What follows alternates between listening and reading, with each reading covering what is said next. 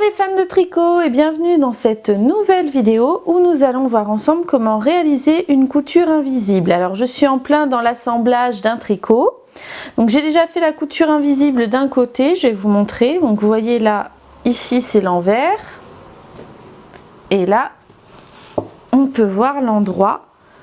Et on voit bien, alors j'ai pas encore rentré mes fils hein, mais on voit bien que la couture est très propre. Elle est invisible.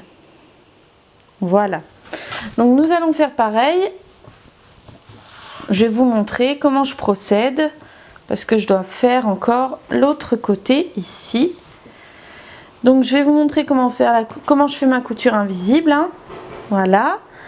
Alors on a d'abord une petite bande de point mousse et ensuite on passe en jersey. Donc comme ça je vais vous montrer comment on procède à la fois pour le point mousse et pour le jersey. Alors il vous faudra un fil et une aiguille. Voilà. Alors pour le point mousse, vous allez voir, c'est extrêmement facile. Nous avons ici, au bout du début de notre rang, des petites boules à chaque fois. On peut voir les petites bosses de notre cher point mousse. Bon, il va falloir piquer dans cette petite bosse. Alors pour bien vous montrer, je vais vous montrer ici, ce sera peut-être plus net. Vous voyez là, j'ai la petite boule. Je passe mon aiguille dedans. Voilà. Je fais passer mon fil. Alors, comme je ne fais pas de nœud, je laisse un bon bout de fil hein, pour éviter que ça ne se défasse. Et je vais faire pareil de l'autre côté. Je vais trouver la petite boule du début, qui est ici, à côté du fil en fait de départ. Je vais piquer à l'intérieur de cette façon. Alors il faut savoir que moi, hein, la couture invisible, je viens de m'y mettre aujourd'hui. Donc après peut-être que mes gestes seront un petit peu maladroits. Voilà. Ensuite on fait pareil de l'autre côté à nouveau. Donc au rang suivant on voit à nouveau une petite boule. On pique dedans comme ceci.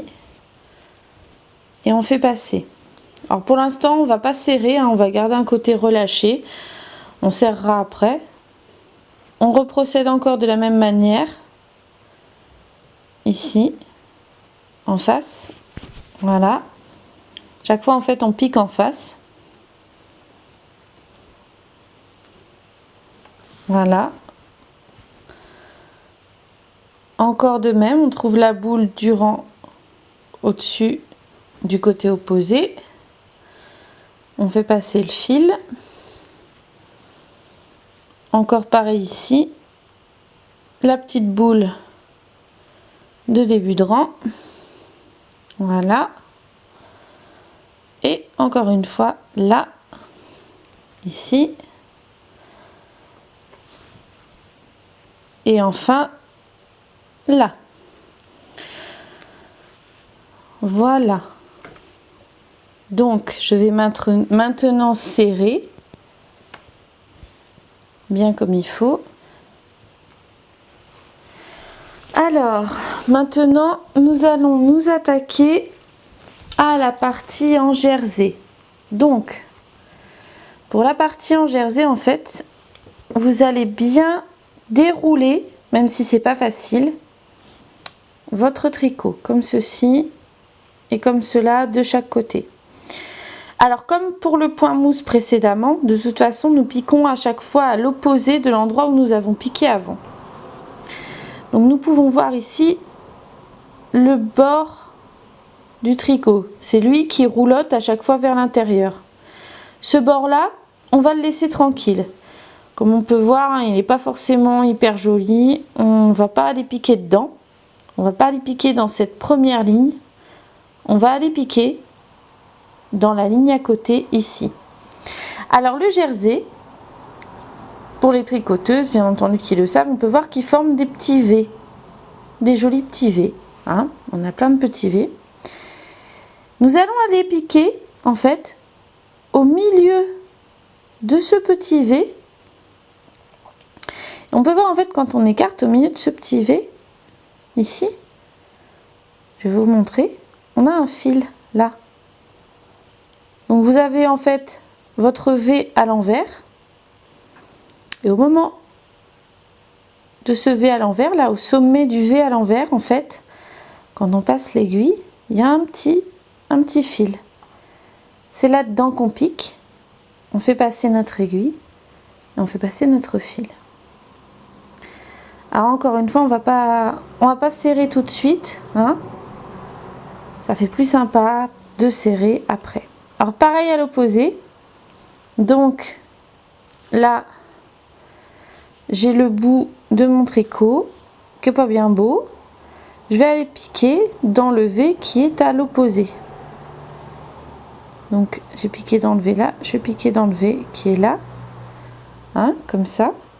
Vraiment je pique au milieu de mon V, je relève un peu mon aiguille et je fais passer.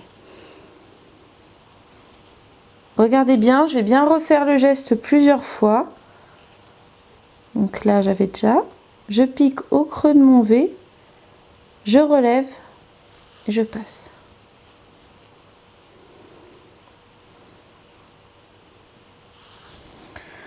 Alors bon, hop. Je vais à nouveau faire la même chose ici. Je pique au creux de mon V, je relève, je fais passer.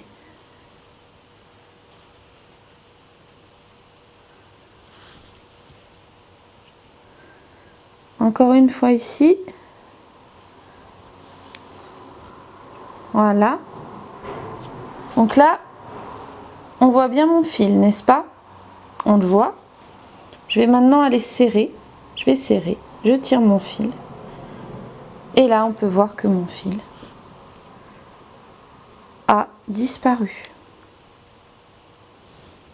On ne le voit plus. Ma couture est invisible. Je vais continuer comme ça pour vraiment que vous vous rendiez bien compte tout le long de ma couture. Hein. Voilà, je réécarte, hein, on voit mon fil. Et quand en fait c'est serré, bah, mon fil en fait on ne le voit plus du tout. Voilà, c'est une petite technique à apprendre et qui est absolument géniale, moi je trouve. Enfin, je trouve que c'est absolument génial. Après, il m'a fallu quand même un petit peu l'apprivoiser cette technique. Vous voyez, si je vous resépare, bien que vous voyez, que vous vous rendiez bien compte, je vais continuer.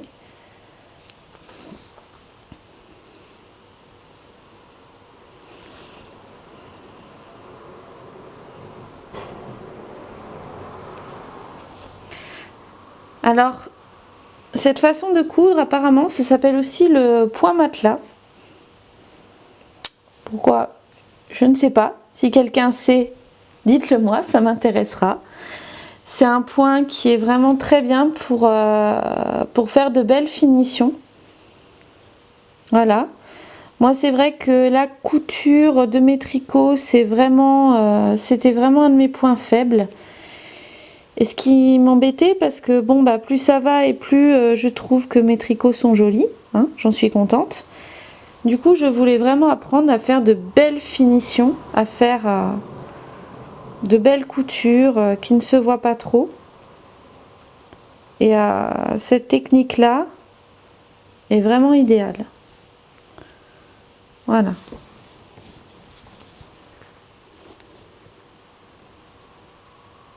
Voyez,